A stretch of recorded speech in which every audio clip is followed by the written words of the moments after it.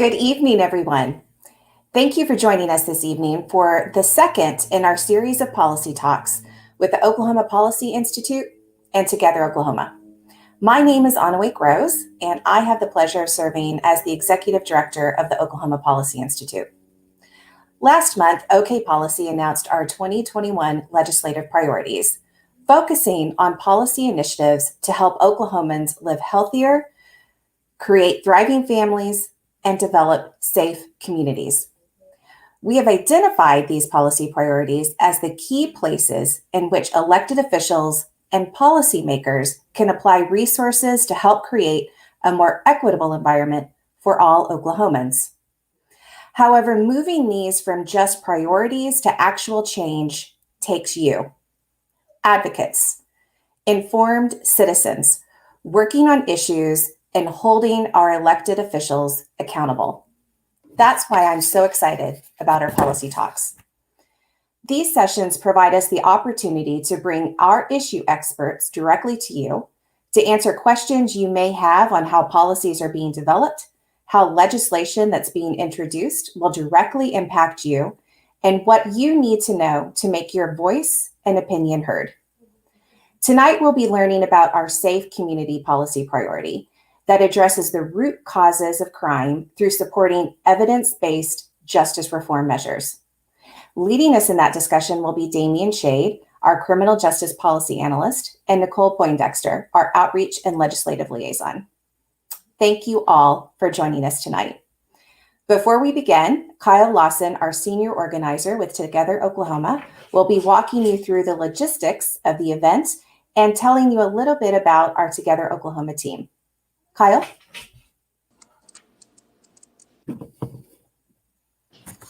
Good evening, and first of all, welcome to everyone who's joining us this evening. I just want to say thank you for the contribution of your time as you join us tonight. And as Anawake stated, we're diving into the second part of our Together Oklahoma policy talks, and we will be joined by criminal justice policy expert Damian Shade. He is the Oklahoma Policy Institute's criminal justice policy analyst. And before we dive into that conversation, if you're interested in signing up for notifications from Together Oklahoma, feel free to go over to our website at togetherok.org, scroll to the bottom to our quick links, and sign up there for advocacy alerts. You can sign up also to sign up to be an advocate and sign up for one of the chapters. In addition, you can support our work there at the website. And so this evening, first up, we'll have Damian Shade going over the issue with us, taking a deep dive into what's going to be happening during this legislative session around the issue and the areas that the Oklahoma Policy Institute is interested in working on. And a lot of the areas that the Oklahoma Policy Institute is examining comes directly from the voices of our advocates and some of their concerns as well, combined with some of the issues the Oklahoma Policy Institute has historically worked on. And then following Damian Shade's presentation, Nicole Poindexter will be joining us to walk us through what bills the Oklahoma Policy Institute will be following. And then we'll have a question and answer portion. During the question and answer portion of the event, you can comment on our live stream with your questions that will be filtered to me that I'll be asking of both Nicole and Damian this evening. So if you have questions about the bills or questions about the issue, feel free to shoot those over and we'll direct it to the individual that those are geared towards. If we don't get to your question for any reason this evening, feel free to shoot us an email at info@togetherok.org, and we can forward those questions on to the experts and get those answers back to you. So without any further conversation, I'd love to turn it over to Damian Shade, the Oklahoma Policy Institute's criminal justice policy analyst, to take away the evening. So thanks everyone so much for giving up a little bit of your Thursday night to come talk to us. First, I just hope everyone is safe and warm in the middle of this inclement weather. I know it's been a really difficult week for a lot of families and a lot of folks out there. So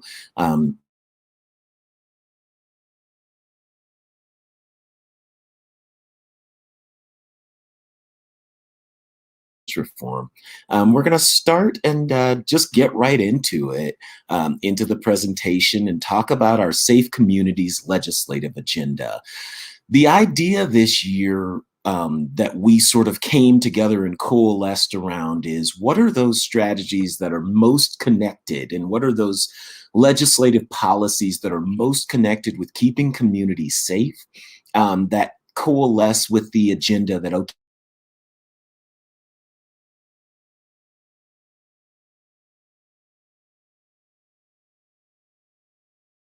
of Oklahoma's prison crisis and our Safe Communities legislative agenda. In 2016, Oklahoma became the prison capital of the world. Took us a few years to realize that with the data, but that's the year that we actually passed that terrible milestone. Remarkably, that same year, on the same night that former President Trump won decisive victories in all 77 counties in our state, those same Oklahoma voters passed one of the most forward-thinking criminal justice reforms in the nation. State Question 780, I'm sure many of you have heard about it, changed simple drug possession from a felony to a misdemeanor, and it reduced the sentence for numerous low-level property crimes that were also often attached to addiction. This led to this historic moment. On November 4th, 2019, the largest one-day commutation in American history happened in our own state of Oklahoma. That's not thanks to me or just any one group or leader in the state. This historic moment was made possible by folks like you, average Oklahomans who showed up and called their lawmakers and fought for serious justice reforms.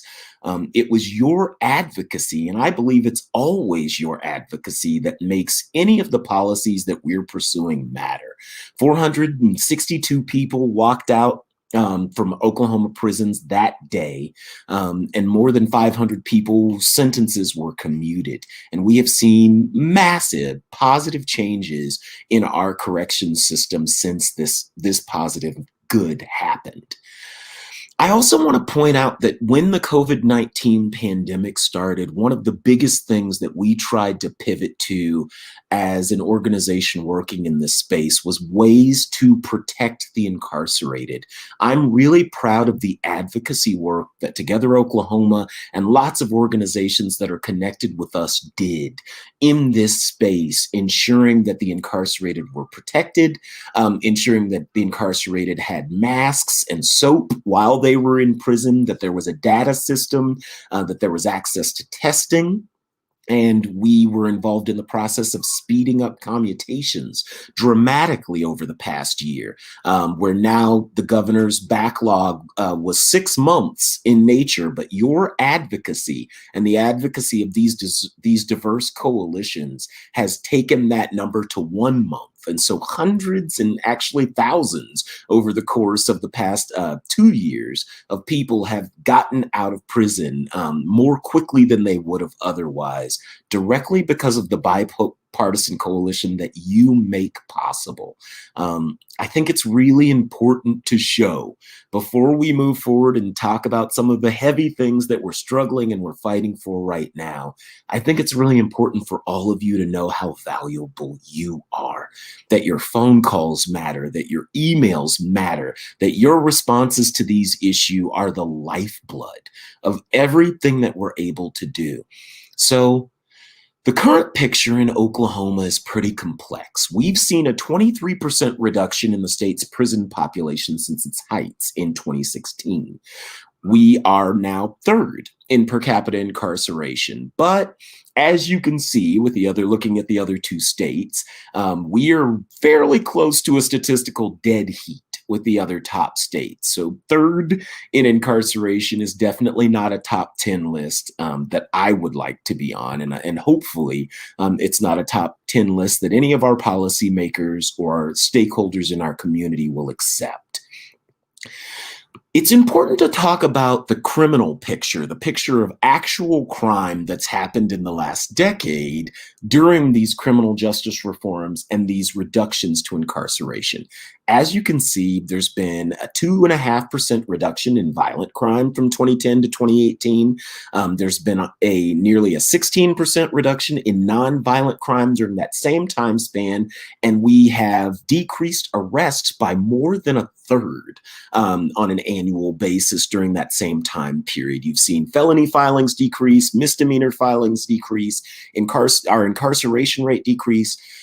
We've seen significant positives. The great issue in Oklahoma is that those positives are immensely diminished by the extent of the crisis. And much of the crisis centers on racial equity issues. Race disparities are still one of the biggest pieces driving the disparity in Oklahoma's incarceration. Black Oklahomans' incarceration rate is 5 times higher than that of white Oklahomans, and the incarceration rate for white Oklahomans is and has been for decades roughly analogous to the national average.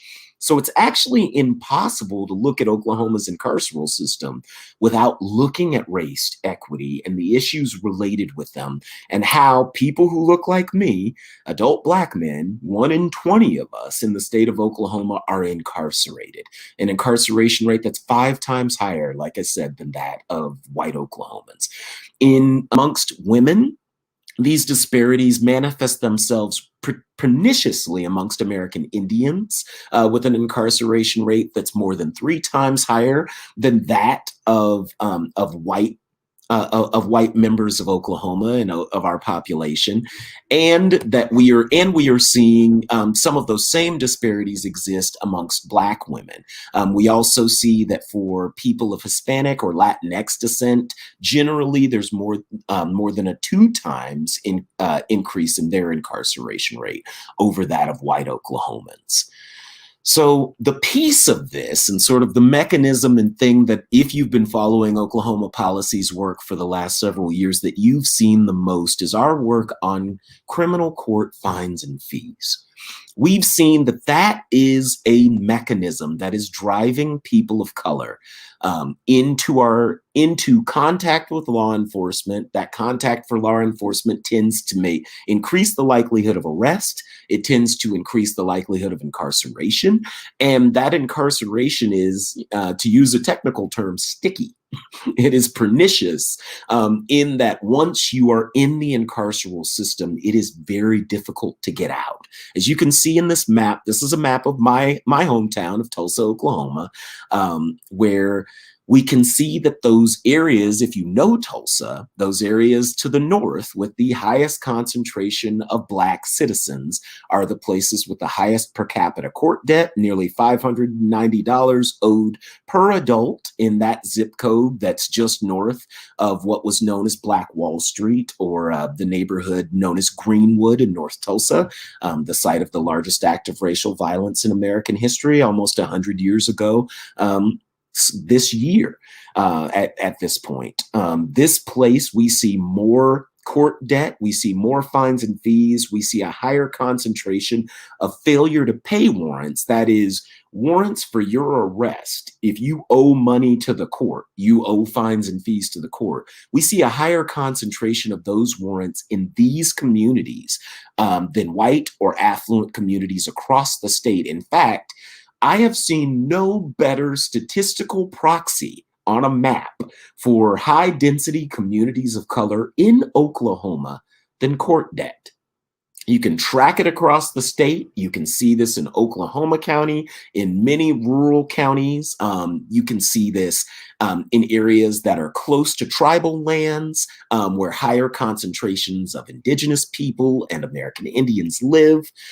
You see this across our state in a way that I don't think enough people recognize relates directly to the police reform movement that we've seen today. In those same deep red neighborhoods that are pointed out on the previous map, we've seen Black, low-income Tulsans in those neighborhoods from the previous map have reported police stops more than 100 times that of wealthy, predominantly white neighborhoods. Most of the arrests that we see that are represented here on this chart, the vast majority of them are for warrants, and the vast majority of those warrant arrests are cost warrants. So it leads to the type of racial disparities that you see in the whole system. It is as if we have created an economic mechanism that produces racially disparate outcomes no matter what else the system has done. So our work on fines and fees is some of the most important race equity work that we do. Now, the piece of this that really gives me a lot of hope, looking at our legislative agenda this year, we've coalesced around a number of ideas, and I'm really just going to focus on two of the prominent bills. Nicole Poindexter, our legislative outreach person, is going to kind of go through a little more detail in the broad agenda and where things are in the picture, so you can call your lawmakers and do that sort of advocacy. But I'm going to talk about two really big bills that we've been focused on this year. The first is House Bill 1795, which was authored by Representative Nicole Miller. This bill will decrease driver's license suspensions for non-driving infractions, which sounds probably like nothing, right? Like it probably sounds like no big deal. But for people who've been really following this issue and listening to the voices of impacted Oklahomans, we know from the data nearly 20,000 driver's license suspensions, nearly 20,000 Oklahomans lost their driver's license because of failure to pay court fines and fees and those cost warrants that were attached to them in 2018 alone. And what that does to people's lives. The stories of people who lost their driver's license, then lost their job. Once they lost their job, they couldn't pay court fines and fees, and they couldn't deal with the things that the court needed them to do. So they were reincarcerated. That reincarceration separated them from their family, their home, their ability to earn a decent wage, and made so many things in their lives fundamentally untenable.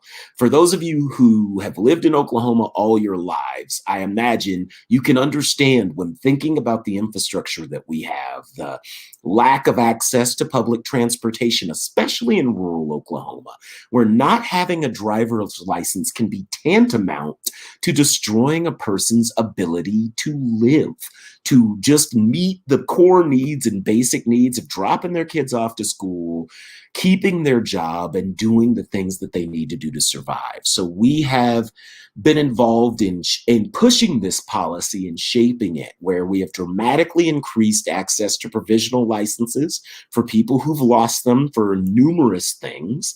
We've decreased the fines and fees that are related to them in this bill. And one of the big pieces of this that I'm really excited about is right now the way the law works, if you don't pay your fines and fees that are on those provisional licenses, if you're a person who's been in this space, you lose the ability to ever get a provisional license again under current law. And this would change that and allow people to pay back into the system. The $5 monthly fee, we've dropped it from $20 to $5 per month in this piece of legislation. You would have the ability to work that out with the court and keep your license and keep driving your kids to school and keep following the law and not end up with this cycle of rearrest. The next bill to talk about is Senate Bill 704, authored by Senator Dave Rader. This bill limits the use of what are called sentence enhancements for nonviolent offenses. That's just a fancy way of saying sentence extenders, something that makes Oklahoma's prison sentences, which are some of the longest prison sentences in the nation, even longer. This bill, if we pass it, there are so many low-level, nonviolent offenders serving decades in prison in Oklahoma who would be eligible for some relief to their sentences under this. These are people who represent no meaningful public safety threat. And reducing that incarceration cost would give us about $137 million in reduced incarceration cost when fully implemented, probably over about a decade, which we would use to support and protect survivors of domestic violence through another funding measure. This is exactly the type of reform that our Safe Communities agenda is about. How do we reduce crime? right? How do we accomplish the core goal of public safety, making sure that our streets and our communities and our neighborhoods are actually safe, while also simultaneously reducing the profound harm of our incarceration system? And sort of the lost opportunity cost that we have of spending $500 million a year on our prisons. What if we took some of that money and really focused it on the profound issues that we have in this state with domestic violence? It is the survivors of domestic violence who I hear from all the time in my work who say there are not enough resources for people, for women, for partners, for people who are experiencing these terrible assaults. There's nowhere for them to turn. There are no services to keep them safe. What if we could use this budget mechanism to create new ways to keep these families safe and to actually stop crime before it happens, not just avenge crime, right, with a jail cell or a prison cell, but to use this smart justice reform as a mechanism to stop it. It's estimated this would reduce Oklahoma's prison population relatively dramatically by nearly 1,400 people over the course of its duration. And this is one of those bills that I think represents a model for what a safe communities agenda could look like over the next decade. So one of the most important things to me, and I feel like I say it at any presentation where I'm talking to voters, is that you're more important than me. Every single one of you is more important than me. You're more important than the Justice Coalition. You're more important than any of us, folks who get paid for a living to talk about these issues. Your voters, your advocates, you are the people who our politicians actually listen to. And when you unite your voice, as the beginning of this slideshow proves, it is possible to make a change in super conservative Oklahoma, where change can move slowly. It is possible to make change on a nonpartisan basis for good, thoughtful, smart, common sense reform. It's one of my favorite quotes from the first African American Congresswoman in American history, Shirley Chisholm. If they don't give you a seat at the table, bring a folding chair.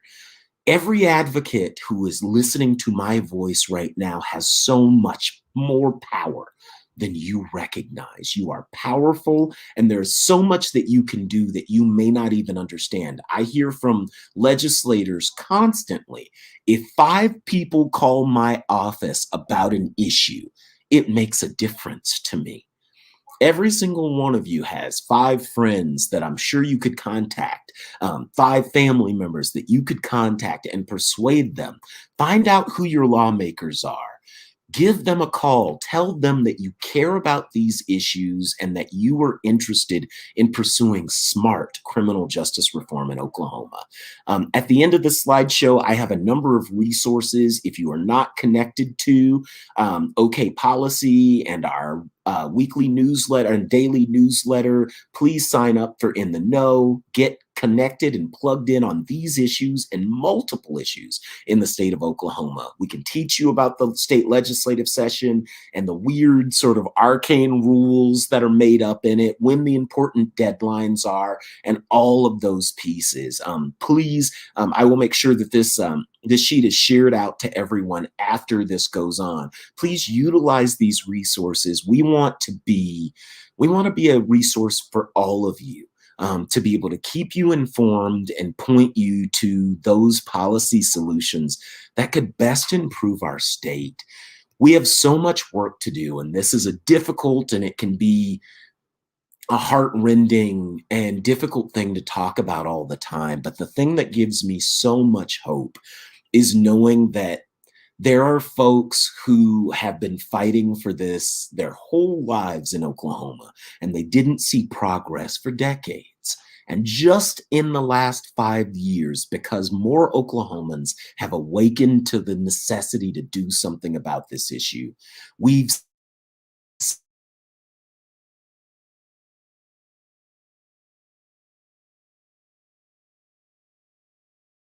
these issues.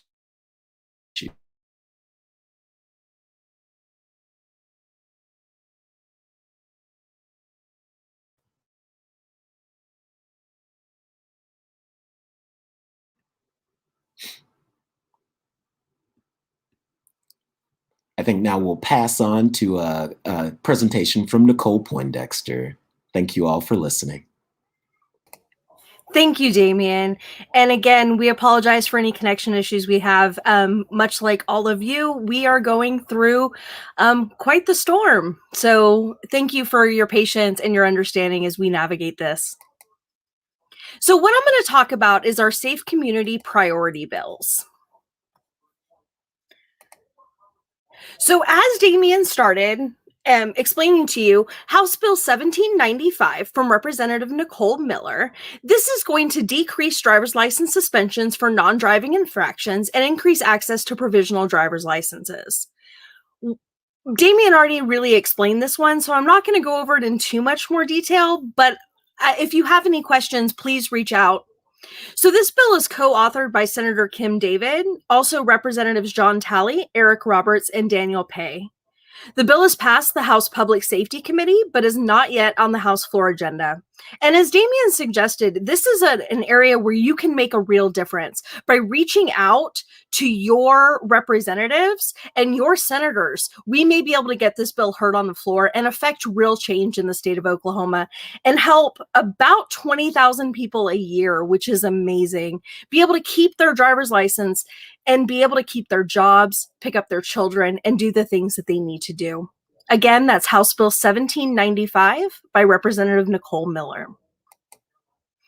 The next bill I want to highlight, is Senate Bill 362 by Senator Roger Thompson. This bill creates the Council on Justice System Funding to study an alternative to funding the court system other than through fines and fees. Right now, unfortunately, our court system is largely bolstered by fines and fees paid by people that encounter the justice system. By funding our courts in a more equitable manner from our coffers, we would be able to take off a lot of fines and fees that, as Damien showed you in his data, is just creating a cycle of people entering and leaving the incarceral system. And it's also creating generational poverty. This bill is co-authored by Representative Kevin Wallace. It has not been heard in committee, but is assigned to Senate Judiciary. Senate Bill 704 by Senator Dave Rader. This bill limits the use of sentence enhancements for nonviolent offenses. And this was a bill that Damien already covered. So there are no additional authors on this bill at this time. Currently, this bill is in appropriations, but has not been scheduled for a hearing. Savings from this bill would support and protect survivors of domestic violence through House Bill 2879, authored by Representative Kevin Wallace. So this is a great way to limit the amount of people that are in our justice system for long periods of time and support domestic violence victims. To us, this is a win-win. The next bill I'd like to highlight is Senate Bill 35 from Senator Michael Brooks. This bill creates a rebuttable presumption of indigeneity for those whose household income is below the federal poverty level, as confirmed by enrollment in specific entitlement programs like SNAP. Basically, what that means is that it would create an objective metric to gauge indigeneity or people that can't afford representation. If you're enrolled in SNAP or some sort of program, that would automatically give the court reason to believe that you're indigent and you cannot afford your defense. So this bill is co-authored by Representative Rhonda Baker. It was referred to Judiciary and has no hearing currently scheduled, but can be added to tomorrow's agenda. If this is something you feel passionate about, contact your lawmakers tonight because it can be heard tomorrow. Senate Bill 1811, Representative Melody Blansett. This bill would require courts to consider the parenting or caregiver status of defendants when setting bail or in the pre-sentencing process. What that means is it would allow the court to consider whether or not a person who is involved in the justice system is also a caregiver. So if they're at home, a stay-at-home mom with several children, it would allow the court to consider whether or not putting that person away is actually beneficial or keeping them home and allowing them to be a parent to their children. While there's no additional authors at this time, this legislation has moved around a little bit and has finally landed in judiciary criminal on the House side. OK Policy is watching additional legislation that would roll back State Question 780 and 781 provisions. Those were that state questions that Damien started talking about in 2016 that led to that big commutation. What the legislature is starting to do is starting to roll back some of that. So we're watching those closely because we don't want to go back any steps that we've made forward. Remember, we used to be number one in incarceration.